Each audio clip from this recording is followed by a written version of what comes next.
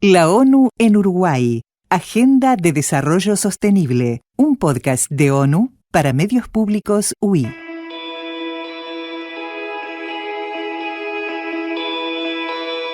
La ONU en Uruguay. Agenda de Desarrollo Sostenible. Hola, soy Irina Wilson. Y yo soy José Peralta. Y hoy hablaremos de discriminación. ¿Discriminan los uruguayos? La historia de la humanidad ha estado llena de muchas formas de segregación, estigmatización, exclusión y desigualdad. Es complejo hablar de discriminación porque si bien sabemos que esta tiene lugar cuando una persona no puede disfrutar de sus derechos humanos o de otros derechos legales en condiciones de igualdad con otras personas debido a una distinción injustificada, la discriminación suele manifestarse de variadas formas y contra diferentes grupos sociales que terminan siendo víctimas de estos perjuicios. Personas LGTBIQ+, indígenas, mujeres, personas con discapacidad, migrantes, refugiadas, afrodescendientes, entre otras.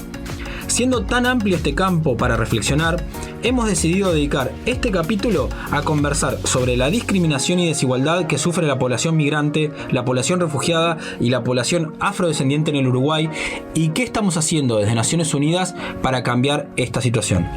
Todo el tiempo hay situaciones en el mundo a las que tristemente parecemos ver con poco asombro y en muchos casos con falta de empatía.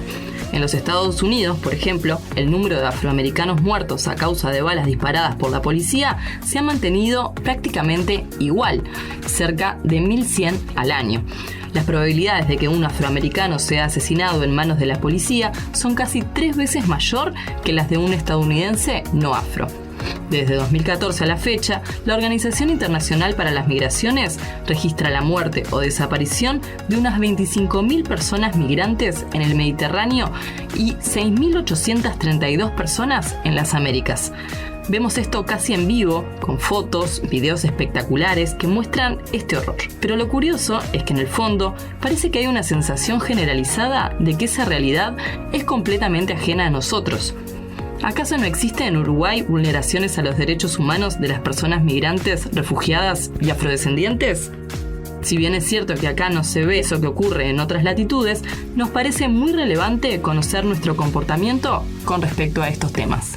En 2019, ACNUR, la Agencia de la ONU para los Refugiados, y la Organización Internacional para las Migraciones, OIM, hicieron un estudio de percepción sobre personas migrantes y refugiadas en Uruguay, en la que se entrevistó a 1.000 uruguayos y uruguayas de 18 y más años residentes en todo el territorio. Entre las principales conclusiones, se puede destacar que el 40% de los encuestados no consideraba ni buena ni mala la llegada de extranjeros. Este estudio realizado por la consultora Opción da cuenta de la opinión y percepción que tiene parte de la población sobre las personas refugiadas y migrantes, un tema de suma importancia por el creciente flujo migratorio que Uruguay y nuestra región viene experimentando de los últimos años. El flujo emergente más voluminoso de los últimos 5 años en la región es el de venezolanos y venezolanas. Entre las personas que consideraron que esta llegada es mala o muy mala, aludieron como motivo que le sacan el trabajo a los uruguayos. El mito de que los extranjeros pueden quitarle el trabajo a las personas del país de acogida es bastante común, pero ¿es cierto? Pues no, es falso. De hecho, las personas refugiadas y migrantes contribuyen al desarrollo económico y sostenible del país. Según McKinsey Global Institute, se estima que las personas migrantes contribuyeron aproximadamente con 6.7 billones de dólares, o lo que sería el 9,4% al PBI mundial en 2015, unos 3 billones de dólares más de lo que hubieran producido en sus países de origen. En Uruguay se registran 109.000 personas migrantes con niveles educativos altos y concentrados en edades activas o jóvenes, lo cual resulta positivo para un país cuya población tiene una curva descendiente de la fecundidad. Del informe de resultados de la matriz de seguimiento de desplazamiento realizada por OIM en 2021, se evidenció que el 67% del total de personas venezolanas encuestadas contaba con estudios técnicos superiores o universitarios. Tienen un perfil levemente feminizado, una migración familiar e intergeneracional, en general planificada, con intención de residir en Uruguay y permanecer en el país. Las personas migrantes pueden percibir peores remuneraciones que una persona uruguaya con igual trayectoria educativa, sector de ocupación, horas de trabajo y antigüedad. Estas diferencias son más notorias en sectores de ocupación menos calificados o con ingresos bajos. Las brechas se acentúan en base al género, con una afectación mayor para mujeres migrantes que cumplen tareas de cuidado. La vulnerabilidad social y la necesidad económica, aunadas muchas veces a la desinformación por parte de la población migrante acerca de los servicios disponibles, colocan a los trabajadores y trabajadoras migrantes en situaciones muy delicadas a nivel de inserción sociolaboral. En contexto de crisis socioeconómica y aún en la recuperación post-COVID, la incertidumbre, el miedo y la falta de información o la desinformación por parte de la población local son factores que generan el escenario perfecto para que surjan manifestaciones de xenofobia hacia las personas refugiadas y migrantes.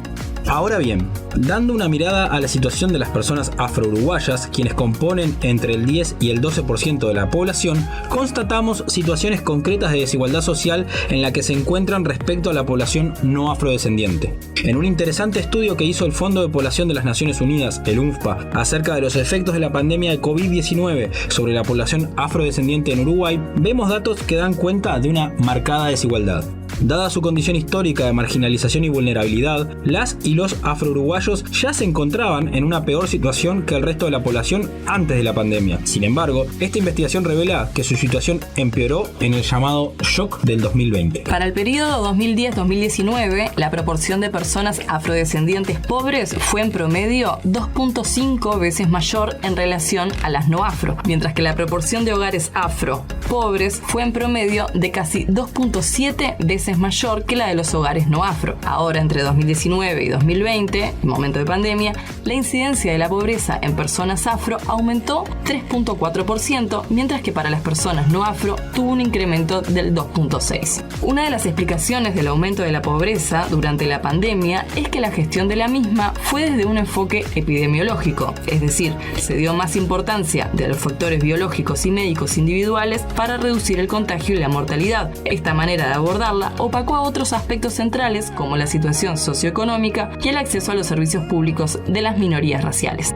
Pero como vemos, ya antes de la pandemia existía esta fuerte desigualdad. Otros datos importantes del trabajo que nos ayudan a mostrar este problema es que las niñas, niños y jóvenes afros tienen una mayor desvinculación del sistema educativo que los no afro. Lo mismo pasa con el empleo, donde las personas afrodescendientes trabajan más horas en múltiples empleos durante más tiempo a lo largo de sus vidas en promedio que el resto de la población uruguaya, pero al mismo tiempo tienen mayores condiciones de informalidad laboral. En la situación de género también se profundiza una realidad que ya de por sí era particularmente desigual antes de la pandemia. La monomaternidad y el calendario maternal temprano son más prevalentes en las mujeres afrodescendientes. Ello se deriva de un acceso diferencial a los servicios y bienes de planificación familiar y al impacto de las menores oportunidades educativas sobre el comportamiento reproductivo de las mujeres afro, que se traduce luego en menores capacidades de inserción de la mujer en el mercado laboral. Como vemos, a pesar de los enormes esfuerzos realizados por el Estado uruguayo en la promoción de la inclusión social de las personas afrodescendientes, la realidad actual se nos presenta como un complejo desafío que nos interpela a todas y todos como sociedad, Estado, sociedad civil, empresa privada, cooperación internacional y ciudadanía en general. Contarles que la ONU en Uruguay trabaja articuladamente con el gobierno, la sociedad civil, el sector privado, la academia, los medios de comunicación y la ciudadanía en general para dar consecución a los objetivos enmarcados en la Agenda 2030 de la que hemos venido hablando en todos estos capítulos de desarrollo sostenible y así construir un mundo más justo apoyando a generar cambios reales que mejoren la vida de las personas y que no dejen a nadie atrás. Entre las acciones que se impulsan desde las Naciones Unidas en Uruguay para combatir la discriminación y la xenofobia se pueden mencionar, entre otras, la abogacía e incidencia en políticas públicas afirmativas, procesos de participación y empoderamiento, campañas comunicacionales y capacitaciones para medios de comunicación y periodistas. Estos últimos son actores claves, así como la información y representaciones sociales que transmiten. Es por esto que es importante y clave para su trabajo que puedan contar con las herramientas necesarias y recomendaciones para un buen tratamiento periodístico, como la información adecuada de fuentes oficiales y especificidad de cada temática. Otras acciones concretas de ONU para comentar son, por ejemplo, que la Oficina del Fondo de Población en Uruguay, del UNFPA, está implementando un enfoque innovador de territorialización de la estrategia regional de no dejar a nadie atrás para abordar las desigualdades, exclusiones y racismo que impacta en las y los afrodescendientes, con foco en los departamentos donde viven más de 2/3 de la población afrodescendiente, siempre en condiciones de mayor vulneración social que las personas no afro. Se están apoyando desarrollando 3 proyectos comunitarios liderados por jóvenes afrodescendientes. Se está trabajando en la capacitación de 40 docentes de 20 centros educativos para la implementación de proyectos juveniles impulsores de espacios educativos libres de racismo y de todo tipo de discriminación, entre otras acciones. Por su parte, en cuanto a las campañas comunicacionales, recientemente ACNUR y OIM lanzaron la campaña Uruguay para todo el mundo, que busca sensibilizar a la sociedad uruguaya en su conjunto para impulsar los sentimientos de solidaridad y empatía hacia las personas refugiadas y migrantes y la situación por la que atraviesan, promoviendo una actitud integradora por parte de la comunidad de acogida. Asimismo, la Organización Internacional para las Migraciones y la ACNUR están apoyando la elaboración e implementación del Plan Nacional de Integración, impulsado por la Junta Nacional de Migración, órgano asesor y coordinador de las políticas migratorias del Poder Ejecutivo, y por la Comisión de Refugiados, organismo encargado de la determinación de la condición jurídica de refugiado en Uruguay. Tiene por objetivo general garantizar la integración en sus distintas dimensiones de las personas migrantes, solicitantes de refugio y refugiadas en Uruguay y promover su contribución al desarrollo del país en el marco del enfoque de derechos humanos en el que se basan las políticas nacionales de migración y refugio. Por su parte, ONU Derechos Humanos dio apoyo a la construcción y fortalecimiento del Mirador DESCA, una iniciativa de la Universidad de la República y la Institución Nacional de Derechos Humanos. El Mirador DESCA elabora indicadores de derechos humanos que permiten el seguimiento de los avances y la visualización de las brechas en el cumplimiento de los derechos de las poblaciones vulnerables. Además, está implementando un proyecto llamado Proyecto Surge para aumentar la disponibilidad de datos en relación con el disfrute de los derechos económicos, sociales y culturales de la población afrodescendiente en Uruguay.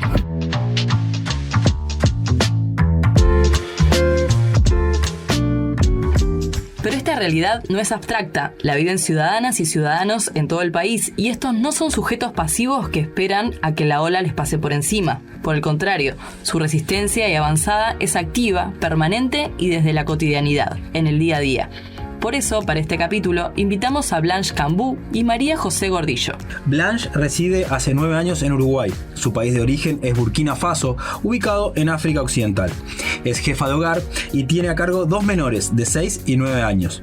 También es economista y en Uruguay se ha encargado de promover la cultura africana a través de diversas actividades culturales. María José, Majo, como le dicen sus seres queridos, es una joven afro-uruguaya montevideana. Tiene 21 años, es estudiante de Ciencias Sociales y pertenece al colectivo de jóvenes afro-uruguayos denominado Afroredes. Blanche, contanos, ¿cómo fue tu experiencia migratoria? ¿Uruguay fue tu primera opción como país de destino? Bueno, buenas tardes, muchísimas gracias por la invitación. No, antes de venir a Uruguay estuve viviendo a Cuba por 6 años por motivos de estudios y de hecho es por eso que terminé acá en Uruguay, porque estudiando en Cuba conocí al papá de mis hijos, que es uruguayo, y pues por eso hace más de 9 años estoy viviendo aquí. Recién comentábamos algunos de los resultados del trabajo que hizo la OIM y la ACNUR sobre la percepción que tienen las y los uruguayos de la migración al país, y resaltábamos ese mito que tienen algunas personas con eso de que los migrantes le quitan los puestos de trabajo a las y los uruguayos. Blanche, al migrar sabemos que el tema del trabajo es uno de los principales desafíos. ¿Cómo ha sido tu experiencia con ese tema? Bien, es cierto que la gente del país lo ven como un mito, ese mito que venimos a quitar, puesto de trabajo, pero tenemos que ser sinceros, ¿no? Porque cuando uno migra, trabaja en lo que hay. Es así que puedes ver un médico graduado con honores que postula para servicios de cuidado de personas. Puedes ver profesionales graduados con posgrados trabajando de repartidores en pedidos ya, y no es el caso con los uruguayos, porque es lógico que cuando uno esté en su país postule o busque trabajo en su área de formación, pero para nosotros, personas migrantes, cuando llegamos, muchos de nosotros a veces no tienen ni dónde dormir y a veces no tienen ni el dinero para la comida, entonces se prestan a trabajos que de repente los uruguayos no le ponen mucho valor. Y además, bueno, es el tema también que están expuestos a trabajos informales, sobre todo en los hogares y los pequeños comercios. Y por ejemplo, en mi caso particular, como comentabas al principio, yo soy licenciada en economía. Mi título no está reconocido aquí, tengo que rendir exámenes para revalidarlo, pero mientras tanto me he desempeñado como mi primera experiencia laboral fue trabajando en un free shop como vendedora. Después trabajé como administrativa, trabajé como encuestadora, telefonista. Mi último trabajo fue como asistente de administración y contabilidad, pero actualmente me dedico a tiempo completo en la gestión de mi emprendimiento que se llama Manos Mágicas, que es una empresa que presta servicios de limpieza y de cuidados de enfermos y niños con la garantía de que todo su personal esté a BPS y cuente con la cobertura del Banco de Seguro. Es como una forma también de contribuir en la lucha contra el trabajo informal en esos rubros para mujeres, personas afros, personas migrantes, como es mi caso. Entonces ese es un mito que tenemos que como combatirlo porque no es la verdad. Muchas gracias, Nash. Por favor. Majo, bienvenida. ¿Te puedo decir Majo? Sí, por supuesto. Excelente. Majo, de acuerdo al último censo, quería hacer un poquito esta introducción. Tan solo 1 de cada 10 jóvenes afrodescendientes en edad de transitar por estudios universitarios cursa una carrera. Tú, como comentábamos anteriormente, sos una de esas y estás representando, digamos, esa estadística por la positiva. Pero quería irme un poquito para atrás y preguntarte cómo ha sido para ti transitar por el sistema educativo uruguayo. El liceo es un espacio en el que los jóvenes permanecen mucho tiempo y donde sabemos que se presentan situaciones de discriminación. ¿Podés contarnos un poco cómo fue ese transitar y también por qué decidiste estudiar sociología? Bueno, primero que nada, gracias por la bienvenida. Sí, es un poco triste en realidad ser parte de ese pequeño porcentaje, 1 de 10. La experiencia educativa en realidad es un poco confusa. Yo, o al menos siempre cuando lo pongo en palabras lo pongo así, porque sí, necesariamente tengo que ir un poco para atrás y no hablar exactamente de secundaria, porque todo arranca en la primaria en realidad. En ese momento donde no tenés las herramientas, pero te sentís raro en situaciones que se generan, ¿no? En esto de que te toquen el pelo, que a lo mejor te hagan algún comentario como la negra de, cosas así, empiezan ahí. Después, llegando ya a la secundaria, yo ya tenía otras herramientas, vengo de una familia militante del antirracismo, entonces también es como, son otras cosas, otras herramientas, otra manera de encararlo, ¿no?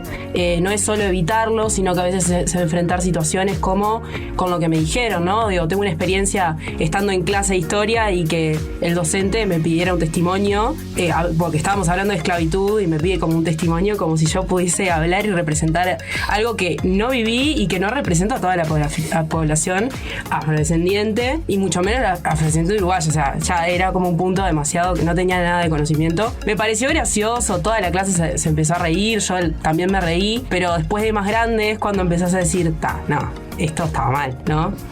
Por eso es que digo de que mi experiencia en la educación es un poco confusa, después va tomando más forma porque vas creciendo, adquirís otros conocimientos y otras herramientas y ya llegar a niveles terciarios te hace darte cuenta de que eras el único en la clase, eras el único en la clase de la escuela, ¿no?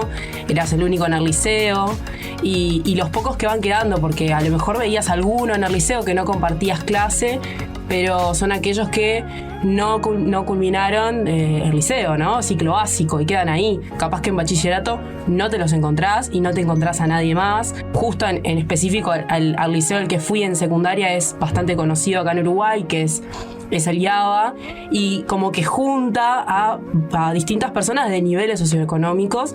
Entonces, nada, como que si encontrabas algún afro era como muy difícil, y ya llegando a la facultad, menos que menos. El porqué de ciencias sociales, yo creo que en esto de que fui avanzando y agarrando otras herramientas y mirando mi entorno, me hizo interesarme en las desigualdades sociales y ver, qué puedo hacer, qué cosa, cuál es la herramienta o la carrera que hace que uno se meta en eso de una manera como mucho más formal. Y bueno, al principio era ciencias políticas porque me interesaban las políticas públicas y lo mezclaba con eso y no tenía nada que ver. Y después entendí que la sociología te abre un montón la cabeza. Te preguntás cosas que tienen incidencia con tu realidad y fue como agarrando cancha por ese lado. Creo que tiene que ver con eso y también seguir dándome cuenta de que hasta ahora no me crucé con ningún afro, sin ser en mi colectivo que estudian otras carreras, pero no me crucé con más nadie en ciencias sociales que sea afro y eso es también importante. ¿Han sufrido discriminación por su condición de origen y ascendencia racial? Pues en mi caso te diré que mi integración social acá en Uruguay fue bastante difícil al principio, porque me costó mucho ver cómo trataban mi comida como algo asqueroso, algo repugnante, mi ropa que parecía más a manteles, mi idioma, que fuimos colonia francesa, pero en mi país se habla muchos dialectos. Me llegaron a decir que es un atraso porque es un idioma que no sirve para nada, y entonces llegué a tener vergüenza de mi origen, de mis costumbres, de mis raíces, y puedo decir gracias a Dios hoy la superé y la luzco con orgullo, y la verdad fue una integración social muy, muy dolorosa, pero después encontré otras personas también con otra manera de ver las cosas, y bueno, me ayudó a superar este primer contacto. Bien, sí. Más que nada, cuando era más chica, pero porque ahora lo visualizo, ¿no? Eso que les decía son como momentos incómodos, la educación no es un lugar amigable para las personas afrodescendientes, y eso tiene que ver con lo que ustedes contaban antes de cuáles son los niveles educativos, ¿no? Y esta inserción social que tenemos y la dificultad para ir avanzando.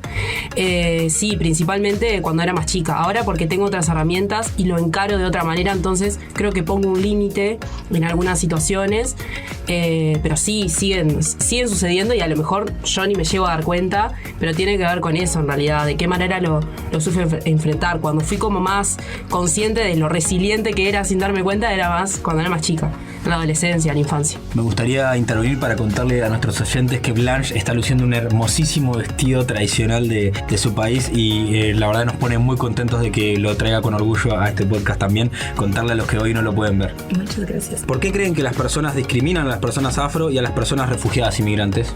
Yo creo que tiene que ver con ese racismo estructural que nosotros ya tenemos, institucional, en esto de que sí hay políticas y protocolos, pero no están regularizados, no hay un control sobre eso. Entonces va partiendo de la educación, es como el gran debe que tenemos por un montón de cosas más, pero en este sentido tiene que ver con eso, ¿no? Con qué cosas traemos de la casa, qué cosas nosotros llevamos al aula o en esos lugares importantes que se siguen perpetuando y se siguen reproduciendo, y es como el círculo vicioso, ¿no? Aquel joven que viene de una familia carenciada tiene acceso a la educación, pero la educación no es un lugar amigable, va para afuera, sigue su ciclo, y seguimos continuando con esto de esta situación que es la delincuencia, ¿no? Son salidas fáciles para algunos, las drogas, la violencia, ¿no? Todas esas cosas que se atribuyen. Hablar de las masculinidades, como esas cosas que siguen pasando y que tienen que ver porque no estamos avanzando como sociedad por la misma educación, que también sin duda vienen de las casas, familias afrodescendientes, ¿no? Que no se perciben como afrodescendientes porque la afrodescendencia está vinculada a la delincuencia y a la violencia y a todo lo que tiene que ver con eso. Entonces, entre nosotros no aprendemos tampoco de dónde venimos, quiénes somos, y eso lo llevamos a distintos lados. Nada, es como medio un círculo vicioso de eso también. ¿Qué cosas aprenden la sociedad, personas no afro, de lo que nosotros también hablamos de nosotros mismos? Entonces, creo que también va por ese lado.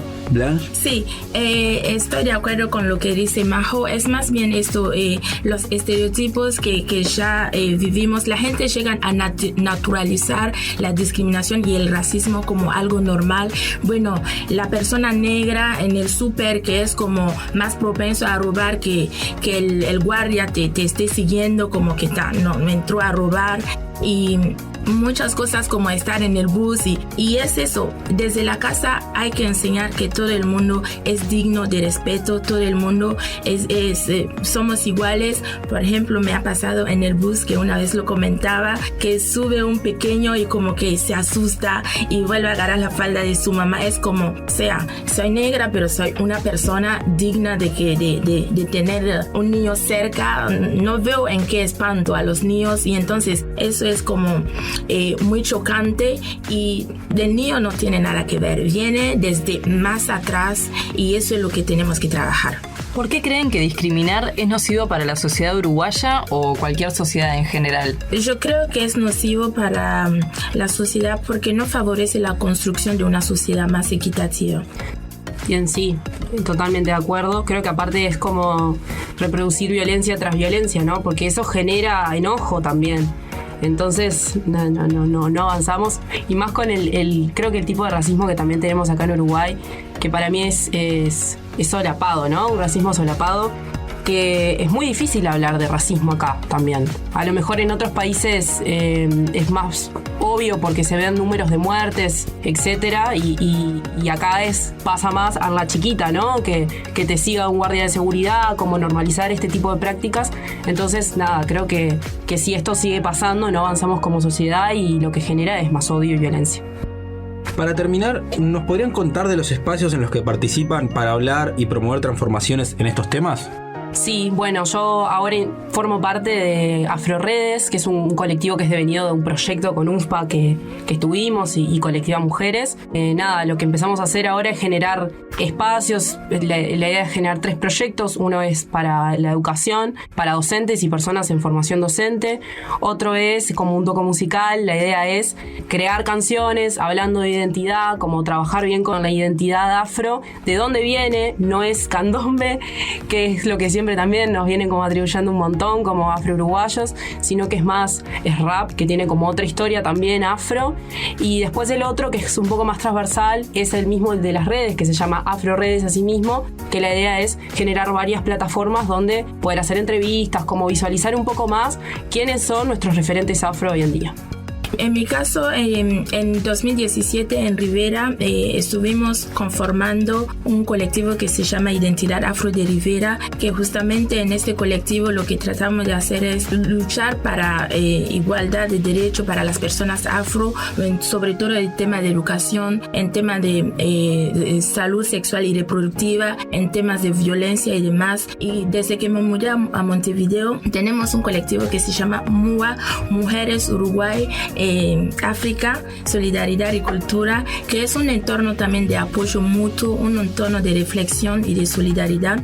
Y con la comunidad africana de Montevideo, que estamos también conformando un colectivo para hacer visible la presencia africana en Montevideo, y es también una forma de que la gente empiece a integrar esa comunidad como parte de la sociedad, no vernos como extras, no vernos como somos minoría, pero bien, estamos aquí y estamos para contribuir a la construcción de la sociedad. Y también últimamente integro la red de apoyo al migrante, todo en ese sentido, para información, orientación, apoyar, motivar a los compatriotas migrantes que llegan en este país para buscar un futuro mejor. Blanche, Majo, muchas gracias por venir, muchas gracias por participar y muchas gracias por la valentía de afrontar estos temas. Gracias a ustedes. Gracias por la invitación.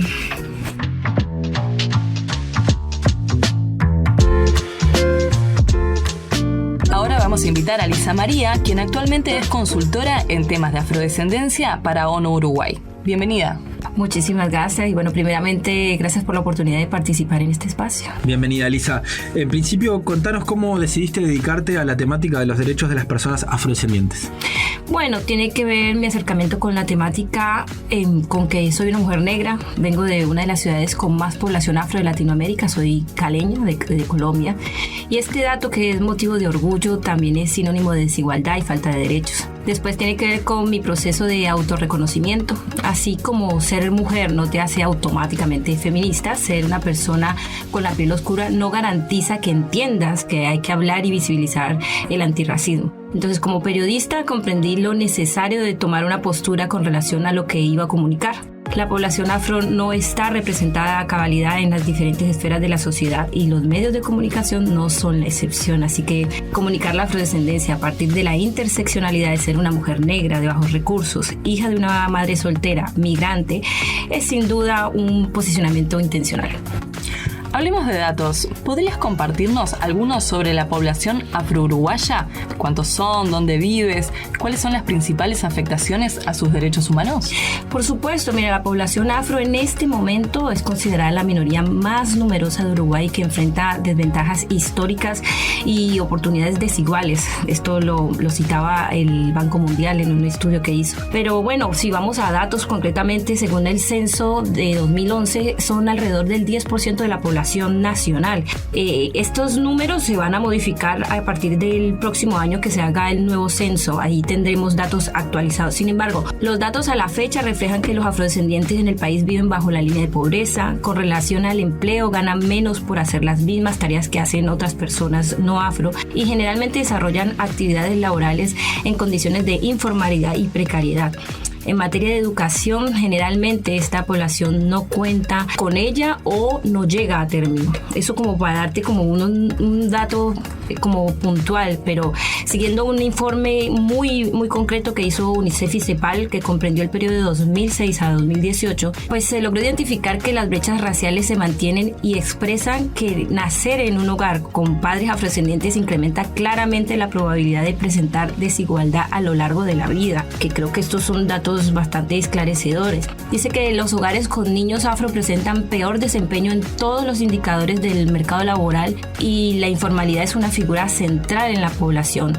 Es importante remarcar que en 2006 recién se empezó a relevar de manera sistemática la ascendencia étnico-racial. Esto es importante y por eso a partir de ahí también se pueden ir dando estos datos que tú me estás pidiendo. Así que dicho todo lo anterior, podría decir que las principales afectaciones a los derechos de las personas afrodescendientes en Uruguay tienen que ver con la falta o ineficiencia de los servicios, las instituciones, el presupuesto y la dificultad de participar en la toma de decisiones. La discriminación en todas sus formas y pues nada, la condición socioeconómica y el lugar donde viven son bastante problemáticos para esta población.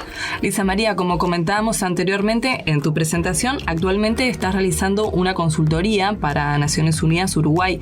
Te pregunto con respecto a esta temática, ¿cuáles son las principales áreas del trabajo de la ONU en relación a las personas afrodescendientes? Bueno, Naciones Unidas ha comprendido la importancia de abordar y trabajar la temática afro en el sentido amplio de la palabra. Esto a partir de identificar a la población afrodescendiente como parte de las poblaciones relegadas y en riesgo.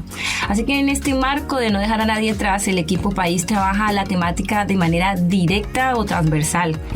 Algunas de las principales áreas de trabajo de la ONU son desde el Fondo de Población, UNFPA, se viene trabajando con foco en los departamentos con mayor población afro. Se han logrado varios acuerdos de cooperación con los gobiernos departamentales, se han desarrollado jornadas fronterizas en pro de jóvenes afrodescendientes y políticas departamentales, como también se está apoyando proyectos comunitarios. Desde ONU Derechos Humanos se viene trabajando en la construcción y fortalecimiento de indicadores de derechos humanos que permitan el seguimiento de los avances y la visualización de las brechas de estos derechos, como también pues se contribuye a la generación de datos que evidencien el disfrute de derechos económicos, sociales y culturales de la población afro.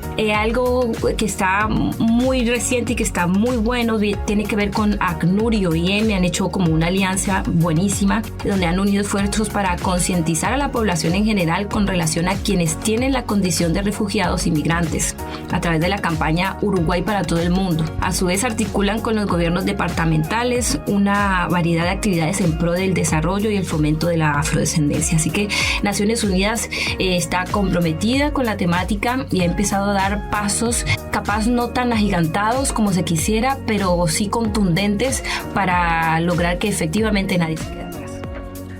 Lisa, en términos mundiales, la Asamblea General de las Naciones Unidas proclamó 2015 a 2024 como el Diseño Internacional para los Afrodescendientes. ¿Qué significa esto? ¿Por qué la ONU tuvo que proclamar un diseño para las personas afro? Contanos un poco de qué se trata y estamos acercándonos al 2023, así que nos quedan casi 2 años de ese diseño. Contanos un poco de todo eso. Bueno, te cuento que esto significa que se instituyó una década que debe incluir reconocimiento del aporte de esta población en la construcción de una sociedad, justicia a partir de reconocer que esta población sufre en carne propia las secuelas de la esclavitud, el racismo y la discriminación en todas sus formas, y por último contribuir al desarrollo y bienestar de este grupo de personas al acceder a los derechos que fueron históricamente negados. O sea, son 10 años para trabajar de manera concreta y específica en la temática afrodescendiente. Se instituyó como una herramienta que apuntaba a darle un marco a las iniciativas en pro de la afrodescendencia a partir que los estados la tuvieran en cuenta y la implementaran. Eso es como puntualmente lo que me estabas preguntando. Lisa María, consultora en temas de afrodescendencia para ONU Uruguay, muchas gracias por venir y ser parte de este podcast. Muchísimas gracias por la invitación.